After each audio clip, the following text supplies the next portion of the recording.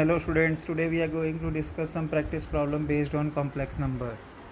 So first question under this category is if x plus iota y is equal to u plus iota v upon u minus iota v, prove that x square plus y square is equal to 1. Now the basic the first thing which we observe about this question that we should convert right hand side into a standard form and then by comparison find x and y and then put x and y here. So we have this method, but better we should find some alternative method because this method may be lengthy. So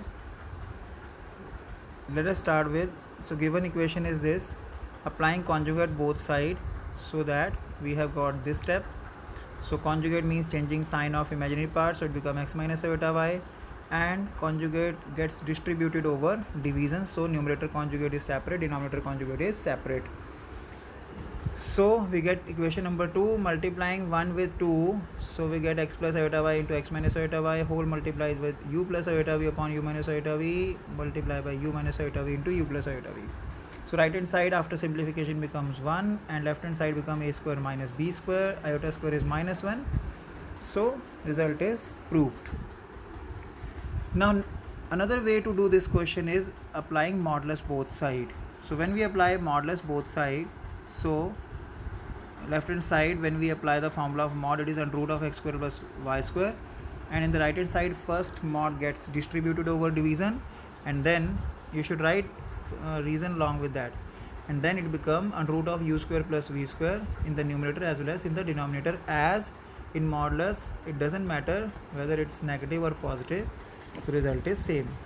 So squaring both side will give us required result. So both method you can apply. Similar questions are there which you can try at home. So both of these questions will be done by same method. Next is find the multiplicative inverse of minus 5 plus 4 iota. We are doing this question just to have one thing in our mind, that multiplicative inverse is reciprocal, but we can't leave our answer like this. We in complex number we should always represent our answer in the form of a plus iota b. So complex number is minus 5 plus 4 iota and its reciprocal is 1 upon minus 5 plus 4 iota.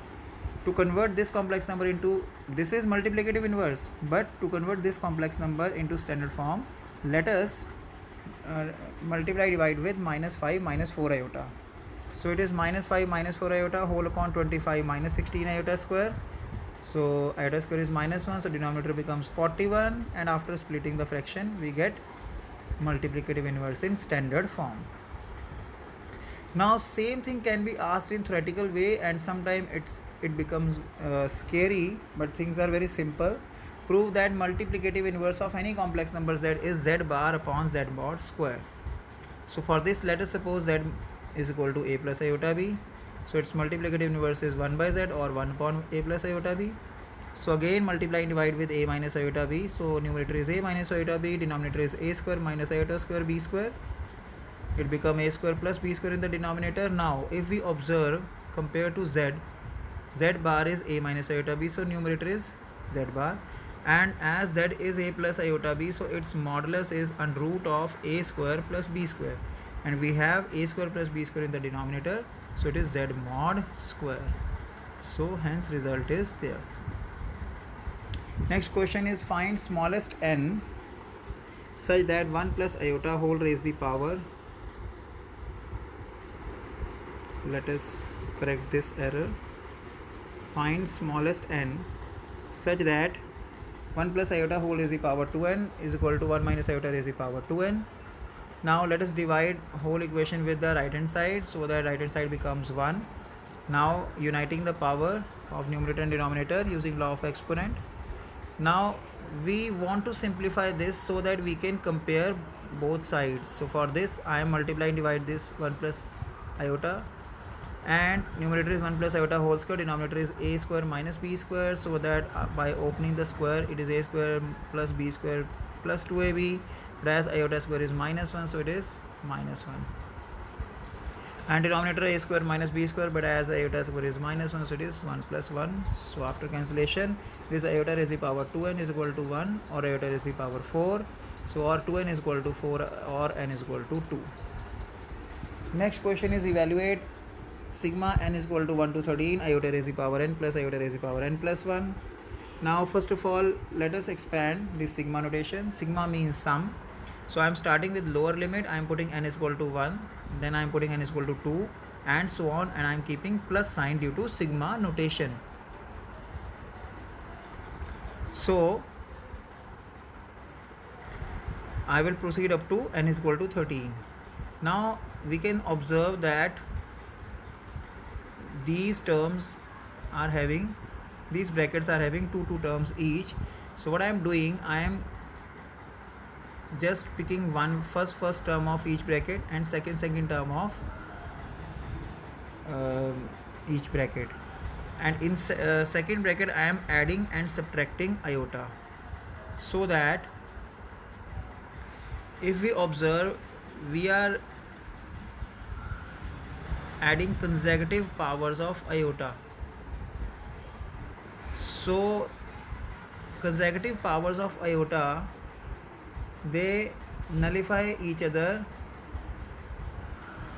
when they are added in groups of 4, like iota plus iota square, iota cube, iota raised to the power 4.